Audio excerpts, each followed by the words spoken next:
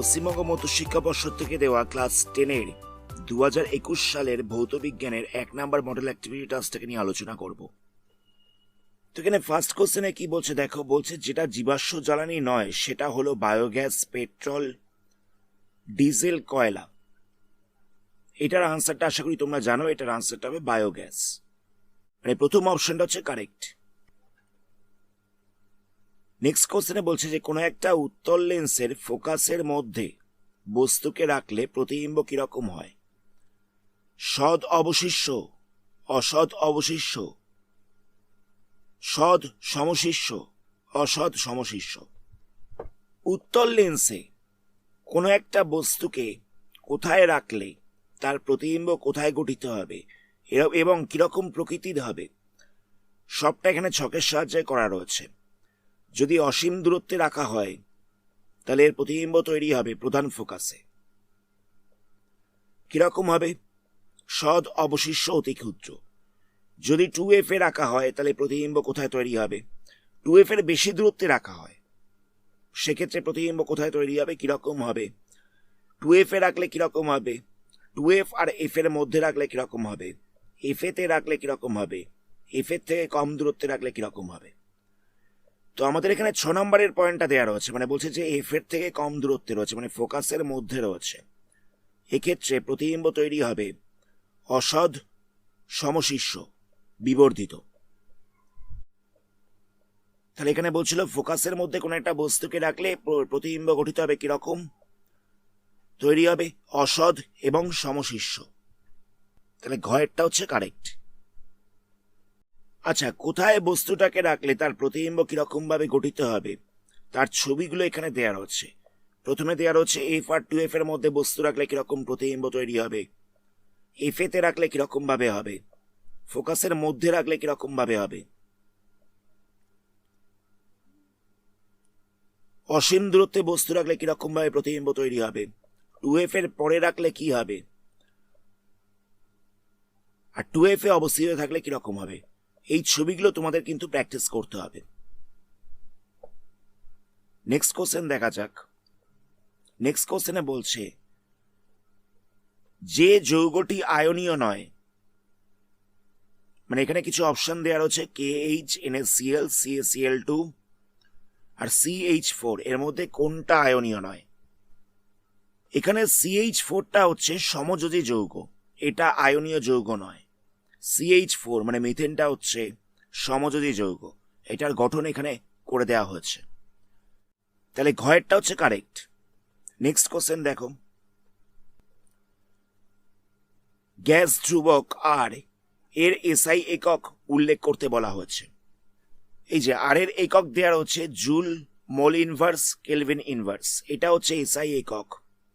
আর CGS এ দেওয়া হচ্ছে erg, mole inverse, kelvin inverse. তো আমাদের এসআইটা লিখতে বলেছিল, তাহলে হবে joule, mole inverse, kelvin inverse.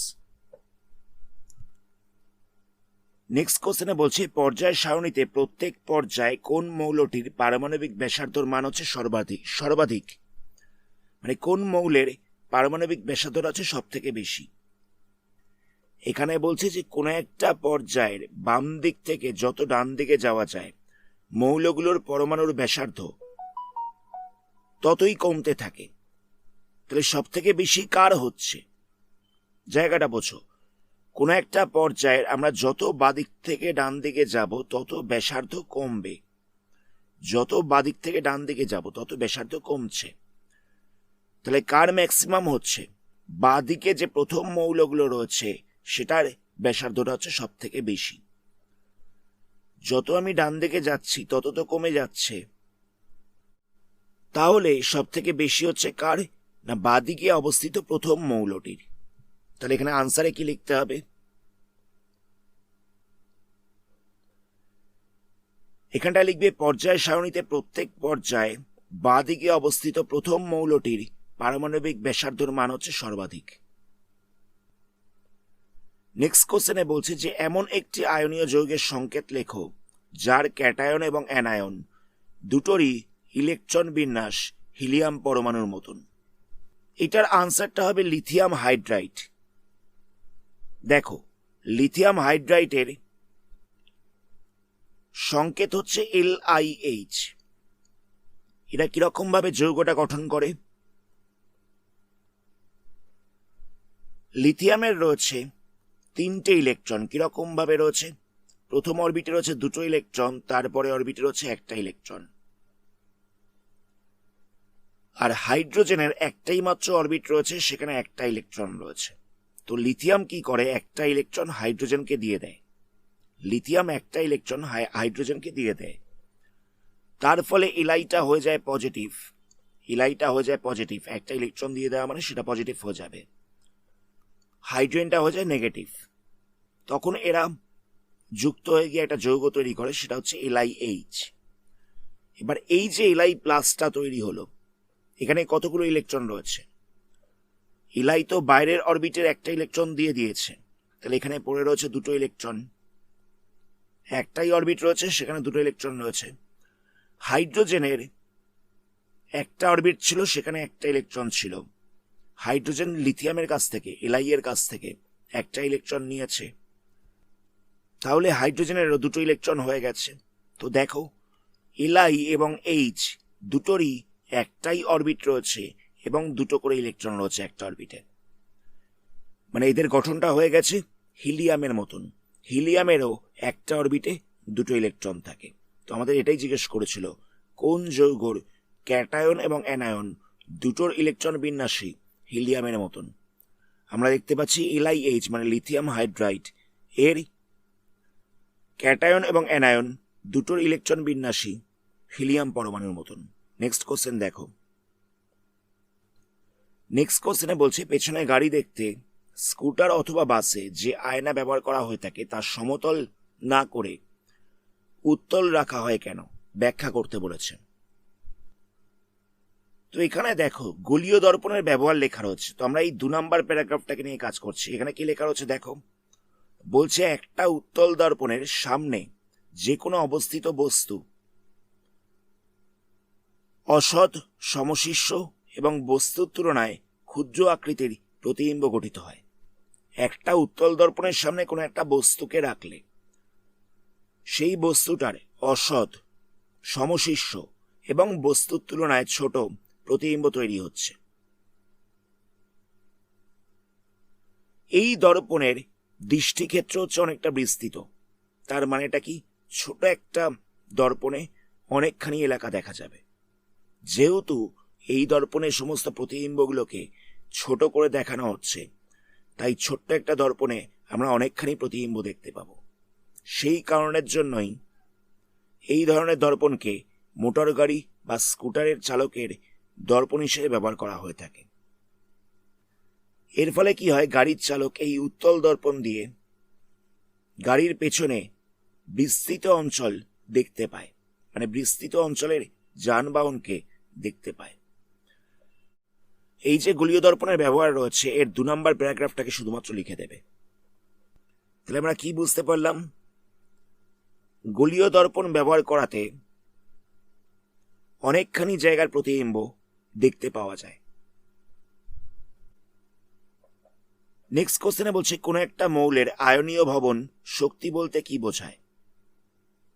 Ionisation শক্তি বা আয়নীয় ভবন শক্তির সংজ্ঞাটা দেয়া রয়েছে, এই সংজ্ঞাটা তোমরা লিখে দিও। নেক্সট কোশ্চেনে কি বলছে দেখো, বলছে 760 এত mmHg চাপে 273 কেলভিন উষ্ণতায় কোনো একটা গ্যাসের 1.6 গ্রামের আয়তন হচ্ছে 1.12 লিটার। গ্যাসটির মোলার ভর এবং হাইড্রোজেনের সাপেক্ষে বাষ্প ঘনত্ব নির্ণয় করতে বলেছে। দেখো, এখানে আমাদের এই 760 mmHg আর 273 কেলভিন উষ্ণতা, এই দুটো কোনো কাজেই লাগবে না। এই দুটো কেন দেয়া হয়েছে? প্রমাণ চাপ এবং প্রমাণ উষ্ণতা এটা বোঝাতে। এখানে বলছে প্রমাণ চাপ এবং প্রমাণ উষ্ণতায় 1.6 গ্রাম কোন একটা গ্যাসের আয়তন হচ্ছে 1.12 লিটার। সবার আগে আমাদের মোলার ভর বার করতে হবে। তো 1 মোল গ্যাসের আয়তন কত? 1 মোল যে কোনো গ্যাসের আয়তন হয় 2.4 লিটার। তো এখানে দেওয়া রয়েছে 1.12 এত লিটার, এর ভর হচ্ছে 1.6 গ্রাম, এটা বলে দেওয়া রয়েছে। তো 1 লিটারের ভর কত সেটা আমরা বার করব। কি করতে হবে? ডিভাইড করে দিতে হবে। তো আমরা 2.4 লিটার এর ভর কত হচ্ছে সেটা বার করব। তাহলে এখানটা হচ্ছে 1.6 ইন্টু 2.4।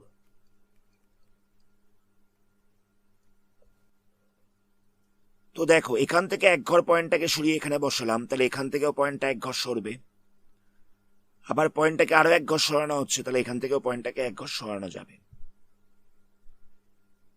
তো এখানে দেওয়া হচ্ছে 16 ইন্টু 224 বাই দিয়ে রয়েছে 112। এটাকে দিয়ে আমরা 224 কে ক্যান্সেল করছি, তাহলে এখানটা 2 পড়ে থাকবে। তাহলে 16 ইন্টু 2 করলে হচ্ছে 32। তো আমরা জানি 2.4 লিটার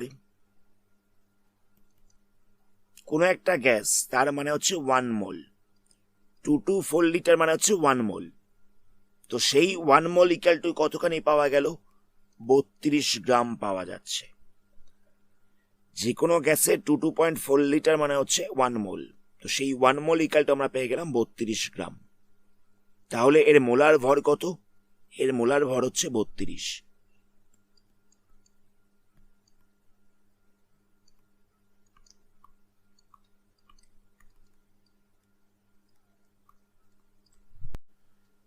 তাহলে দেখো আমরা মোলার ভরটা পেয়ে গেছি 32। এবার আমাদের বার করতে হবে বাষ্প ঘনত্ব কত। তো বাষ্প ঘনত্ব কি করে বার করব? যদি মোলার ভরকে 2 দিয়ে ভাগ করে দেওয়া যায় তাহলে আমরা বাষ্প ঘনত্ব পেয়ে যাব। তাহলে বাষ্প ঘনত্ব পেয়ে যাব 16। তাহলে মোলার ভর হচ্ছে 32, বাষ্প ঘনত্ব হচ্ছে 16। আচ্ছা, এই অঙ্কটাকে করবার জন্য আমি আরেকটা প্রসেসও বলে দিচ্ছি। পিভি ইকুয়াল টু এনআরটি, আমরা এই একটা ফর্মুলা শিখেছিলাম। এখানে আমরা এন এর জায়গায় বসাবো ডাব্লিউ বাই এম ইন্টু হচ্ছে আরটি। এখানে পি বলতে কত হচ্ছে? পি বলতে হচ্ছে 760 mmHg, বায়ুমণ্ডলের চাপ যেটা, এটাকে আমাদের এটিএম এ চেঞ্জ করতে হবে। তো কি করব না 760 দিয়ে ভাগ করে দেবো, তাহলে হচ্ছে 1 ATM।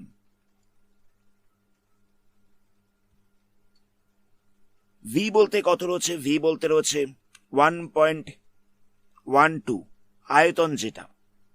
তাহলে পি এর জায়গায় লিখছি 1 অ্যাটমসফিয়ার চাপ, ভি এর জায়গায় লিখছি 1.12। ডাব্লিউ কত রয়েছে? ডাব্লিউটা হচ্ছে 1.6, মানে গ্যাসের যে ভরটা দেওয়া রয়েছে সেটা হবে ডাব্লিউ। বাই দিয়ে রয়েছে এম, এম বলতে হচ্ছে মোলার ভর যেটা আমরা বার করছি। আর বলতে কত বসবে? আর এর ভ্যালু হচ্ছে 0.0821, আর এর ভ্যালু হচ্ছে 0.0821। আর টি বলতে কত বসবে? টি বলতে বসবে 273 কেলভিন। এখান থেকে আমাদের এম বার করতে হবে। তাহলে এম ইকুয়াল টু কত হচ্ছে? 1.6 ইন্টু 0.0821 ইন্টু 273 বাই 1 ইন্টু 1.12। এটাকে যদি সলভ করো, সলভ করলেও দেখবে যে তোমরা 32ই পাচ্ছ। মানে আমরা এটাকে সলভ করে যে ভ্যালুটা পেয়েছিলাম সেটাই আসবে। তোমরা এই ফর্মুলাটাকে অ্যাপ্লাই করে অঙ্কটা করতে পারো। দেখো এখানে একটা জিনিস বলে রাখি, এখানে চাপটা দেওয়া ছিল প্রমাণ চাপ আর উষ্ণতা দেওয়া ছিল প্রমাণ উষ্ণতা। তাই আমরা এই ফর্মুলাটাকে অ্যাপ্লাই না করে এরকম প্রসেসে করতে পেরেছিলাম। যদি পরীক্ষার সময় এখানে ধরো দেওয়া রয়েছে 790 mmHg বা অন্য কোনো একটা মান দেওয়া রয়েছে, 760 দেওয়া নেই, টেম্পারেচারও ধরে নাও 273 দেওয়া নেই, 300 দেওয়া রয়েছে, বা অন্য কিছু একটা সংখ্যা দেওয়া রয়েছে, সেক্ষেত্রে কিন্তু আমাদের এই ফর্মুলাটাই অ্যাপ্লাই করতে হবে। এখানে যেহেতু প্রমাণ চাপ আর প্রমাণ উষ্ণতা দেওয়া ছিল, তাই জন্য আমরা এরকম ভাবে করে দিতে পেরেছি। যদি চাপ আর উষ্ণতা অন্য কিছু দেওয়া থাকতো, তখন কিন্তু আমাদের এই ফর্মুলাটাকেই অ্যাপ্লাই করতে হতো। আমি দুটো প্রসেসই বলে রাখলাম, তোমাদের যেটা সুবিধা হয় সেটা তোমরা করো। আজকের ভিডিওটা আমরা এখানেই স্টপ করছি। এর পরবর্তী পার্টে অন্য কোনো মডেল অ্যাক্টিভিটি টাস্ক নিয়ে আলোচনা করা হবে। এই ধরনের ভিডিও নোটিফিকেশন সবার আগে পাওয়ার জন্য চ্যানেলটাকে সাবস্ক্রাইব করার সাথে সাথে বেল আইকনটাকে প্রেস করো। ধন্যবাদ।